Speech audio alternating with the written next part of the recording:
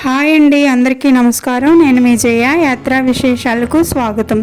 ఈరోజు మనం ఈ వీడియోలో ద్వాదశ జ్యోతిర్లింగాల్లో 4వ జ్యోతిర్లింగమైన ఓంకారమమలేశ్వరం యొక్క స్థల పురాణము, ఈ రెండు క్షేత్రాలను కలిపి ఒకే జ్యోతిర్లింగంగా ఎందుకు పూజిస్తారు, ఓంకారేశ్వర్లో శివపురి, విష్ణుపురి, బ్రహ్మపురి ఎక్కడున్నాయి, ఇక్కడికి ఎలా చేరుకోవాలి, ఇక్కడ వసతి ఏంటి, భోజనము, అన్ని విషయాలు తెలుసుకుందామండి. వీడియో ఎక్కడ స్కిప్ చేయకుండా చూడండి, అన్నీ క్లియర్గా అర్థమవుతాయి. నచ్చితే లైక్ చేసి షేర్ చేయండి, సబ్స్క్రైబ్ చేసుకొని నన్ను సపోర్ట్ చేయండి. నిన్నటి వీడియోలో పుష్కర స్నానము, ఘాట్ల గురించి వివరంగా చెప్పానండి. మీరు పుష్కరాలకు వెళ్ళినట్లయితే ఆ వీడియో ఒకసారి చూసేయండి. మేము ఉజ్జయిన్ నుంచి బస్సు బుక్ చేసుకొని 1వ తేదీ ఉదయం 10 గంటలకు బయలుదేరామండి. ఇండోర్లో ఒక 3 టెంపుల్స్ దర్శనం చేసుకుని త్రోవలో భోజనం చేసి సాయంత్రం కల్లా ఓంకారేశ్వర్ చేరుకున్నాము. డాబాల్లో భోజనం బాగానే ఉంది, కానీ బిల్లు మాత్రం వాచిపోతుందండి. రూములు ముందే బుక్ చేసుకోవడం వల్ల ఓంకారేశ్వర్ వెళ్ళగానే లగేజీని రూమ్లో పెట్టేసి పుష్కర స్నానంకి వెళ్ళిపోయామండి. ఇలా పుష్కర స్నానం, దీపారాధన అంతా అయిన తర్వాత ఓంకారేశ్వర్ దర్శనానికి వెళ్ళిపోయామండి. ఇలా పెద్ద ఆర్చ్ లాగా ఉంటుందండి. ఇక్కడి నుంచి లోపలికి వెళ్తే ఓంకారేశ్వర్ దర్శనానికి వెళ్ళే బ్రిడ్జ్ కనిపిస్తుంది. మీకు హిందీ రాకపోయినా పర్వాలేదండి, ఇక్కడ షాపుల వాళ్ళని ఓంకారేశ్వర్ టెంపుల్ అంటే చూపించేస్తారు. త్రోవ అంతా ఇలా షాపులు ఉంటాయండి. నర్మదమ్మ ఒడిలో నుంచి తెచ్చిన బాణలింగాలు ఇక్కడ కుప్పలు కుప్పలుగా పోసి అమ్ముతుంటారండి.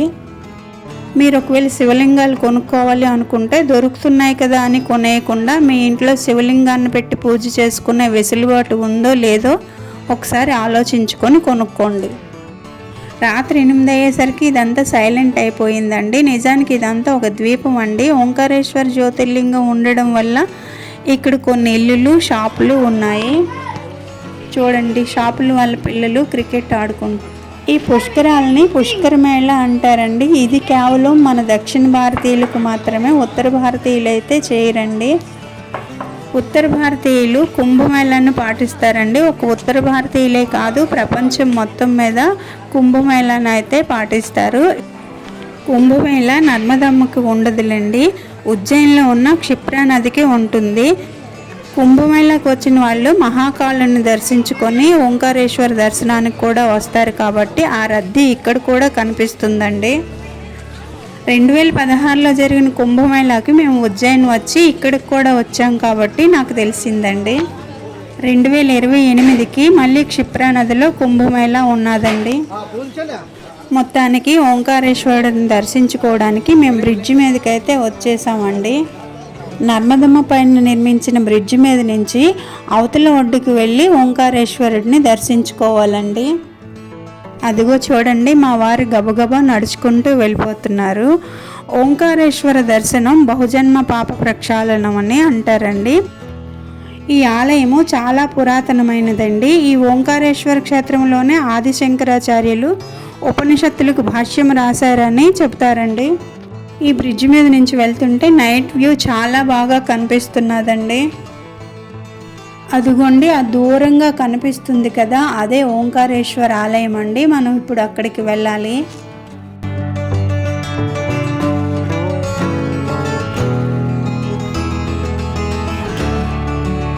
మొత్తానికి ఆలయానికి చేరుకున్నామండి. త్రోవలో ఎక్కువ జనాలు కనిపించకపోయినా గుడిలో మాత్రం ఎక్కువగానే ఉన్నారండి. ఇది చాలా చిన్న ఆలయం అండి. మెయింటెనెన్స్ అయితే అస్సలు లేదండి. చుట్టూ చెత్తలు అవి పడేశారు. ఒక చెకింగ్ లేదు, ఏమీ లేదండి. ఇది చూడండి, జనాలతో సంబంధం లేకుండా దాని పని అది కానిచ్చేస్తుంది. హిందూ ధర్మంలో ఓంకారానికి ప్రత్యేకమైన స్థానం ఉంది. ఈ జగత్తు మొత్తం ఓంకారంతోనే ఏర్పడిందని చెబుతారు. అంతటి ప్రాధాన్యం ఉన్న ఓం ఆకారంలో ఈ పుణ్యక్షేత్రం ఉంది.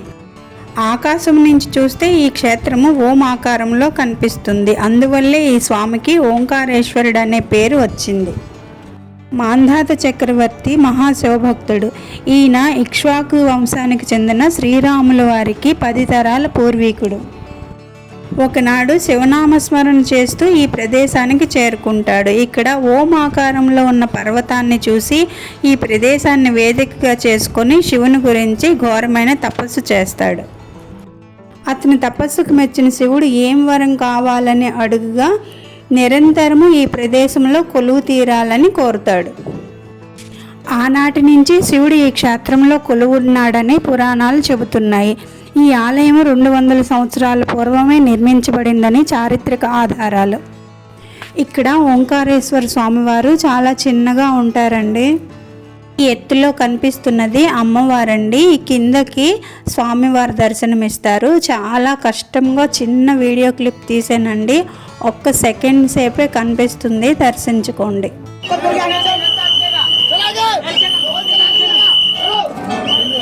అలంకరణలో స్వామివారు ఇలా ఉంటారండి. ఇదైతే ఇమేజే.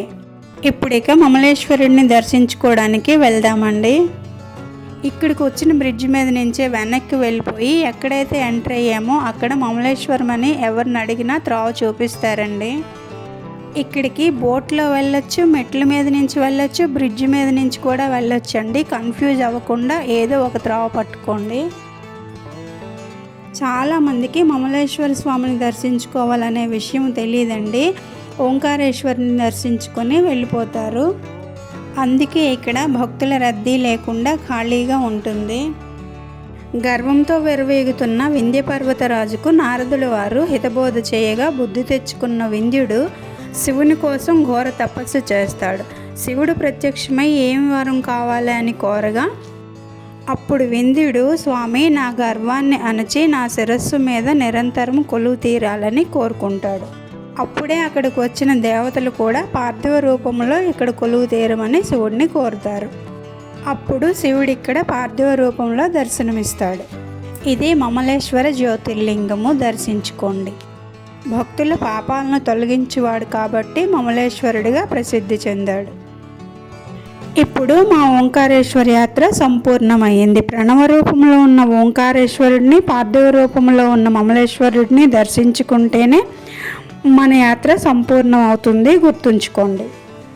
పద్ధతి ప్రకారం ముందు ఓంకారేశ్వరుడిని, తర్వాత మమలేశ్వరుడిని దర్శించుకోవాలండి. ఇది కూడా గుర్తుపెట్టుకోండి. ఓంకారేశ్వర్ టెంపుల్ ఉన్న ప్రదేశాన్ని శివపురి అంటారు. మమలేశ్వర స్వామిని దర్శించుకొని బ్రిడ్జి మీద నుంచి వస్తుండగా ప్రాచీన విష్ణు మందిర్ కనిపిస్తుంది. ఆ ప్రదేశాన్ని విష్ణుపురి అంటారు. ఇదిగోండి ఇక్కడ చూపిస్తున్నాను కదా, ఇదే. ఇక్కడ మహాలక్ష్మీదేవితో పాటు విష్ణుమూర్తి కొలువు తీరు ఉంటాడు.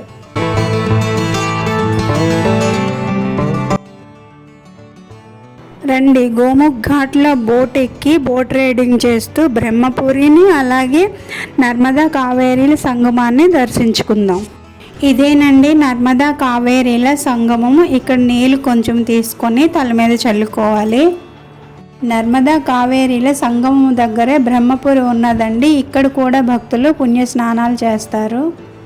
అయితే పుష్కరాలు నదికే కానీ ఘాట్లకు కాదు కాబట్టి పుష్కర స్నానము నర్మదా నదిలో ఎక్కడైనా చేయొచ్చండి.